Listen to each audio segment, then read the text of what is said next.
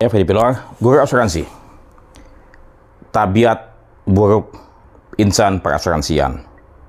Ya, saya melihat ada beberapa tabiat buruk insan perasuransian, termasuk saya, insan perasuransian. Kala nasabah mengajukan klaim asuransi kepada perusahaan asuransi. Ya, ada beberapa hal yang saya ingin bahas. Setidaknya ada 3 hal yang saya ingin bahas terkait dengan tabiat buruk ataupun paranoid insan perasuransian bila mana nasabah mengajukan klaim. Dalam pikiran sebagian besar dari kita adalah bagaimana klaim ini dapat ditolak atau dapat diminimalisir pembayaran klaimnya. Dengan berbagai macam cara, kita berusaha untuk mencari kesalahan nasabah. Pertama kali kita mencari kesalahan nasabah dalam SPPA atau dalam SPAJ. Apakah nasabah telah keliru mengisi SPPA ataupun SPAJ? Yang mungkin bahkan pengisiannya dilakukan oleh kita, agen asuransi, pemasar asuransi, ataupun marketing asuransi. Ya, kitalah yang mengisikan SPPA ataupun SPAJ. Karena nasabah pada umumnya tidak memahami bagaimana cara pengisian, dan kemudian begitu banyak pertanyaan, dan kemudian kita tidak menjelaskan bagaimana ataupun apa konsekuensi bila mana nasabah keliru mengisinya. Dan seringkali kita mengisikan dan kemudian apa? Kita minta nasabah untuk cukup menandatanganinya saja. Ini kesalahan pertama ataupun tabiat buruk kita, mencari kesalahan nasabah dalam pengisian SPP ataupun SPAJ. Yang kedua, kita mencari kesalahan nasabah tentang pelaporan klaim. Apakah tertanggung terlambat melaporkan klaim? Kita cari pasal mengenai batas waktu pelaporan klaim. Ada katakanlah 3 kali 24 jam, ada 5 kali 24 jam, ada mungkin 7 kali 24 jam. Kita coba mencari kesalahan nasabah. Nah, tentu kita akan segera menolak. Semestinya tidak demikian. Kita mesti mencari tahu mengapa nasabah terlambat melaporkan klaim. Apakah ada intensi ataupun itikat buruk dari nasabah terkait dengan pelaporan klaim yang terlambat ini?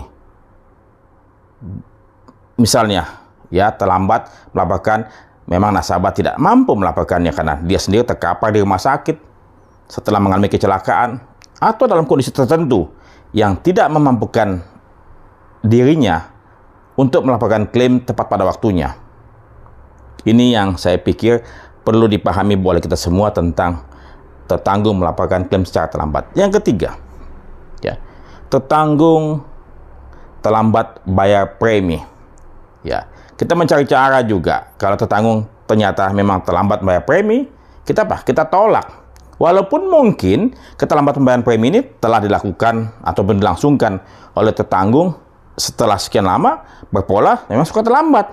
Tetapi pada waktu tahun-tahun lalu, nasabah tidak ada klaim, kita nggak komplain, kita nggak nolak, kita tidak membatalkan polisnya. Ya, kita paranoid, kita panik bila mana terjadi klaim, kemudian cari cara bagaimana menolak klaim dengan cara apa? Tadi terlambat bayar premi. Padahal ini suatu pola. Ini yang perilaku kita, yang kata tabiat kita.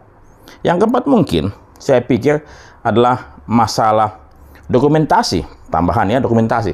Katakanlah nasabah kehilangan polis asli.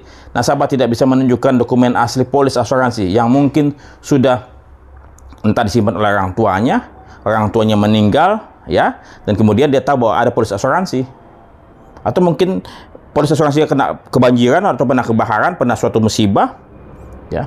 Kita lantas memegang teguh dalam polis tertera bahwa tertanggung ataupun ahli warisnya harus menyampaikan polis asli. Bagaimana kalau tertanggung ataupun ahli warisnya tidak bisa menyampaikan polis asli? Lantas apa? Anda dengan serta-merta menolak begitu saja? Dan Anda bisa menolak tersebut.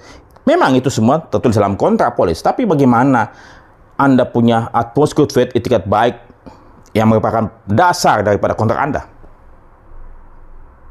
Anda pikirkan baik-baik. Ya, karena bagaimanapun juga kontrak asuransi berdasarkan prinsip tersebut yang Anda mesti patuhi. Kalau semestinya kalau katakanlah si tertanggung tidak punya intensi ataupun niat buruk untuk mengambil keuntungan Dari keterlambatan bayar premi, keterlambatan pelaporan klaim, ya, ketidakbisaan mampu untuk menyampaikan dokumentasi, ataupun ketidaksengajaan ataupun ketidakpahaman dia mengisi SPPA ataupun SPAJ. Lantas Anda menggunakan ketidakpahaman, ya, katakanlah keteledoran ataupun mungkin kebodohan tertanggung untuk lantas menolak klaim mereka begitu saja.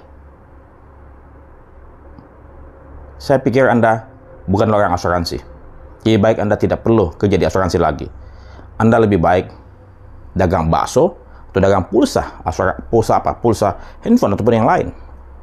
Ya, jadi sekali lagi, Anda insan perasuransian yang hendaknya mestinya melakukan hal ini semuanya berdasarkan etikat baik. Apapun itu, kita lihat mengapa bisa terjadi dan apa yang bisa mereka sampaikan untuk dapat menjelaskan ketidakmampuan mereka. Saya Freddy Pilor, Kurir Asuransi bagi industri perasuransian yang saya cintai dan masyarakat Indonesia tentunya sebagai tertanggung. Salam.